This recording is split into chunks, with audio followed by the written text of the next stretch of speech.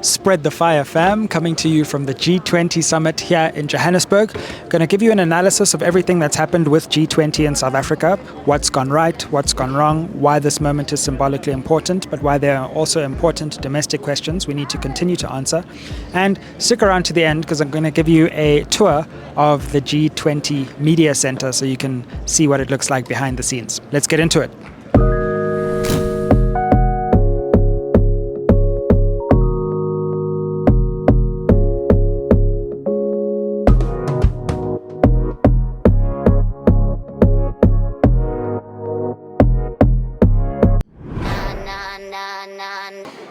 Okay, fam, we're at the G20 Summit, and let's get right into whether this has been a win or a loss for South Africa.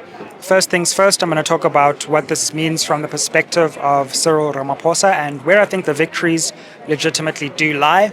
I also want to talk about, on the geopolitical level, where there have been some, shall we say, rougher waters. But then also speak about the domestic political situation because, of course, this G20 Summit feeds into a broader political landscape within South Africa. And let's start because credit where it's due. I think President Ramaphosa comes out of this looking better than he went into it. South Africa has asserted its voice on the international stage. And clearly there's been a lot of preparation to position this G20 summit as something of a watershed moment. Not only the first summit to be held on African soil, which is important symbolically, but a summit which really focuses on global inequality, the way that the global haves and the have-nots map onto the contours of economic power in the world. And the countries who are along for that mission, whether they be in the global north or the global south, are here. But it's a position that takes a stand. It's not just a mealy-mouthed, middle-muddle, fiddle-fuddle summit. It's a summit that says we believe the global economic order needs to change. And for President Ramaphosa, I think this is where he's in his element. The set pieces, the PR moments, the swanning in and, speaking to people behind the scenes, convening summits. It's not the first time we've had the BRICS summit here. Of course, ANC politicians are no strangers to this venue because this is where a lot of big ANC events happen too. So for Ramaphosa, this comes across as a victory, as if South Africa has really cemented itself as a key player in global politics, and I think that's actually a good thing for South Africa. We won't tell the rest of our world about our domestic problems, but we are an important country, and we always will be an important country, geostrategically, geoeconomically, and just because of the symbol that we represent as a democracy that has come out of a troubled past and is trying to forge a better future. So, win for South Africa on the geopolitical stage. And I also want to give another shout out to someone who I think deserves to be praised because we spend a lot of time on this channel criticizing government, and we should. But where people do well, I have always said, I will be the first to say it because we also need to celebrate it. And I think a civil servant like the Director General of International Relations, Zane Dangor, is someone who needs to be given a shout out, not only for his work on the ICJ case, but also in the behind-the-scenes work in convening the summit. I think he's been a real paragon of civil service excellence in his role, and I just want to give a shout-out to Zane Dangor for the work he's done, not only in this, but in keeping South Africa's foreign policy together at a troubled time in the world and at a troubled time at home as well. So, tick for Ramaphosa there. I mean, big world leaders coming through, Narendra Modi from India, Lula from Brazil, Keir Starmer from the UK. I've seen some people suggesting because Trump isn't here, because, Xi isn't here from China, that this represents some kind of drawback for the G20. You'll never get a G20 summit with all the world leaders, but there's been a strong contingent here, Carney from Canada. And sure, so not every country sent the head of state, but that never happens. Fact is, everyone has convened here. So Erdogan from Turkey. And I must say, just in terms of South African history and indeed African history, as a scholar of international relations, it suddenly dawned on me, we've never actually done this. Now, there was a famous summit in the 1950s in Bandung, in Southeast Asia, where third world leaders gathered to chart a way forward. But it suddenly struck me that Africa has never hosted the world's leaders, not for some parallel summit or for a summit to challenge the global order, but to invite the global order to talk about the global order in Africa. And that's just an important moment that will be remembered in African and South African history. So we were there. Now, of course, it hasn't been all South Africa's way. Obviously, the US's semi-boycott has in some ways marred and hogged a lot of the headlines. I saw the US press secretary suggesting that President Cyril Ramaphosa was, quote, running his mouth. Trump has said there's all this kind of persecution going on in South Africa. And of course, he's not here. At the last minute, his delegation said they'll accept a handover, so they're kind of softening the boycott. But really, of course, this has detracted to some extent from a seamless summit. But I would suggest that actually this G20 summit is symptomatic and emblematic of what global politics has been in 2025. Why do I say that? Because the year 2025 has been about the rest of the world outside the United States figuring out how to get along in the absence of the United States. The United States is going AWOL, it's having a moment, it will come back and it will stabilize, but right now it is off doing its own thing.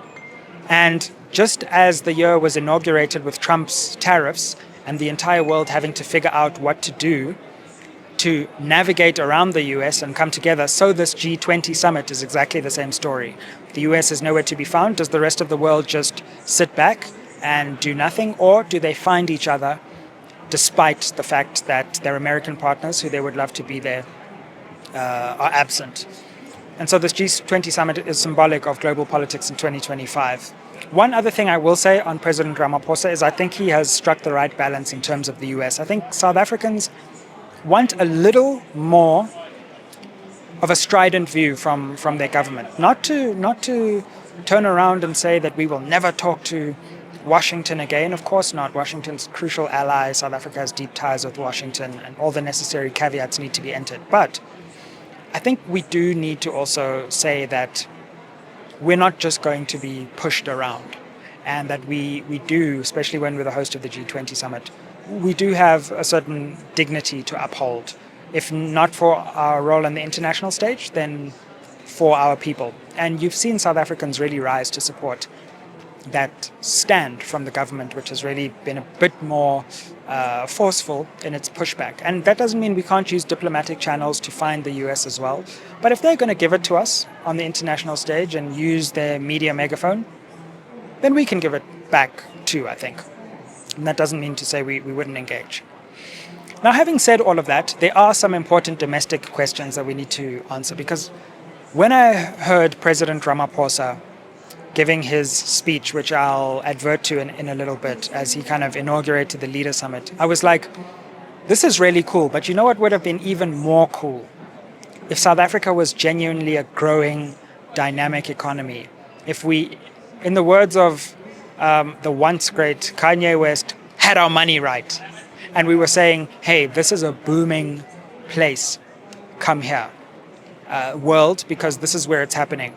Sadly and unfortunately, we invite the world at a time where governance is not working, where unemployment is rife, where poverty and inequality are just obvious and abundantly apparent, where we have a lot of domestic problems of our own.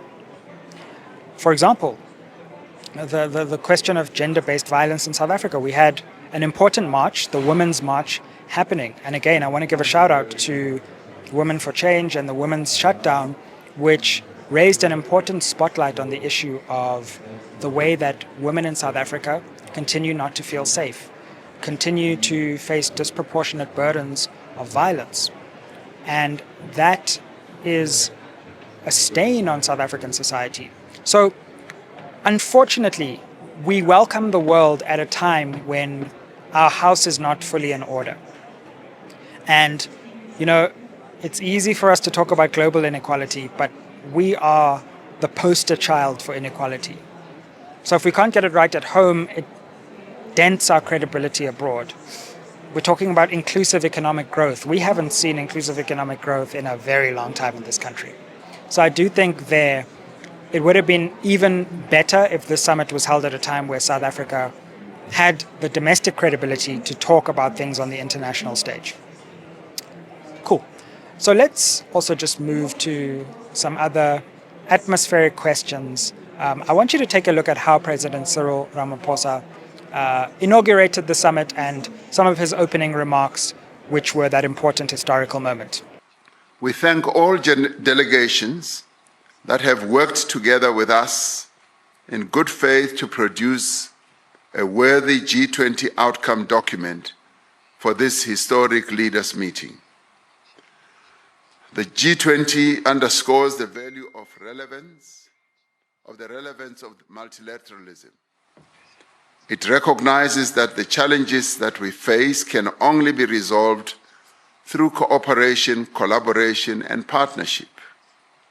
The adoption of the declaration from the summit sends an important signal to the world that multilateralism can and does deliver. It sends a message of hope and solidarity across the world. It tells the world that as the leaders of the G20, we will keep fast to our solemn pledge to leave no person, no community, and no country behind. With those words, I therefore declare the G20 Leaders Summit open, and thank you.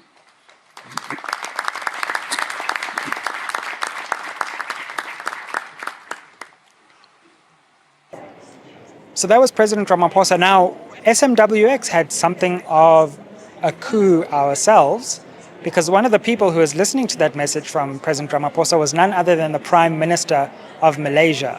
And SMWX fam, I know you saw it. We sat down for the first time with the sitting Prime Minister on SMWX, Anwar Ibrahim, the Prime Minister of Malaysia. We salute you, sir. I just have to say, behind the scenes, it was fascinating to meet a sitting Prime Minister. Most laid-back guy, told me all these stories of how he had met Mandela and read Long Walk to Freedom in prison. But let's also take a look at what a world leader from the Global South, an important rising economy from the ASEAN region, Anwar Ibrahim of Malaysia, said about the importance of this summit. Well, we have seen this very ambitious plan to get this sort of the consensus, but in terms of the focus on multilateral trade, in terms of increase mechanisms, in terms of investments, and to ensure that there is no glaring gap between countries, particularly in Europe and the North. And I think it is important that they use this mechanism within G20 to try and resolve some of the issues that have affected countries in the South, gross inequities, form of condoning, unfair trading practices, and a form of exploitation of the resources of the poorer countries. So we need to hear this hectoring and lectures and pious platitudes. We want to see some form of concrete action. Is a win-win situation. We are not during the colonial regime or post-colonial period. It is these countries are, much more advanced, much more astute and articulate in their vision. So it is important that, therefore, they can come to some sort of a consensus in this field. So fam, all in all, I think a positive development for South Africa, but still much more work to do at home. This certainly casts President Ramaphosa in a better light than when he came into it, but the structural and the fundamental problems of South Africa continue to pervade. This will be a shot in the arm for national pride, but ultimately nothing matters. We constantly every day talk about this Mkhwanazi Commission, and we know the problems that are here at home as well, and we can't let this detract from that. So that's a quick summary on my thoughts on the G20 Summit. But hey, I've got a surprise for you, because I want to take you behind the scenes, fam, and have a look at what it looks like behind the doors of this media gathering at the G20 Summit in Johannesburg. So come with me, let me show you around.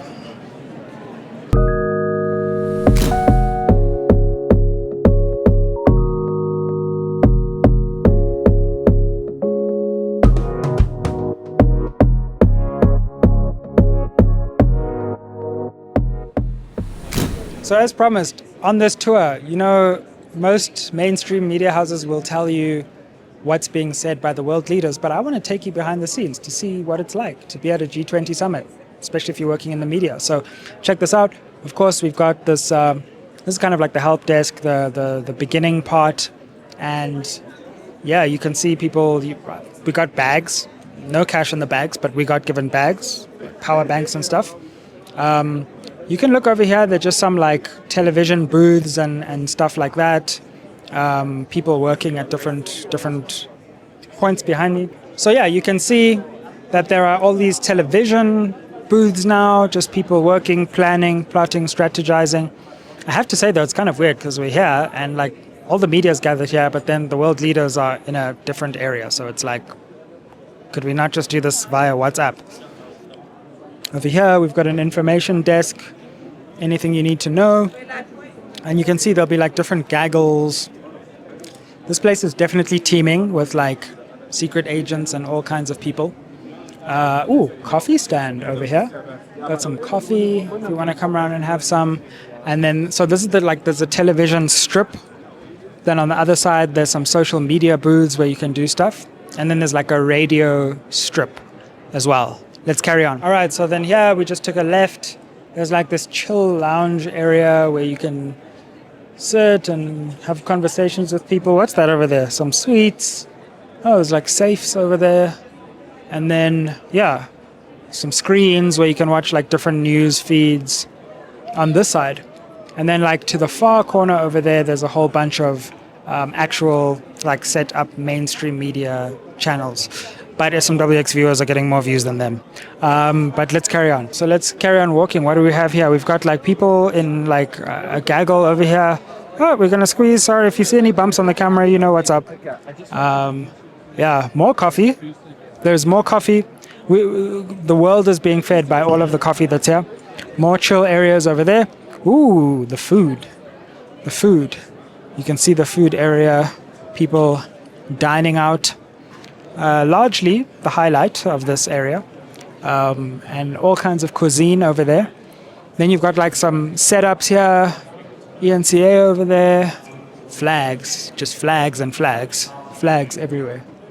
And okay, yeah, there's some interviews happening with like Deputy Minister, there's Deputy Minister of Finance.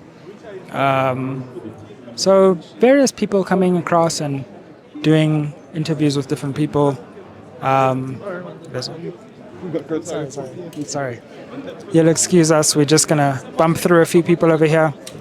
Let's keep moving. Okay, now we're in an interesting place because this is like where all the media is. So there's like a whole area over here. Tables, chairs, desks. The global media of the world is over here. Quite something. Sorry. And now we're back to where we started. More coffee. I think the global economy is going to be saved by the amount of coffee that's in this area. Yeah, but it's pretty amazing. You can see people from every nationality, and that is the beauty of the G20 Leader Summit. Fam, I thought I'd take you inside since many people are only showing you the world leaders on the screens. Have a good one. See you on the next one. Aye.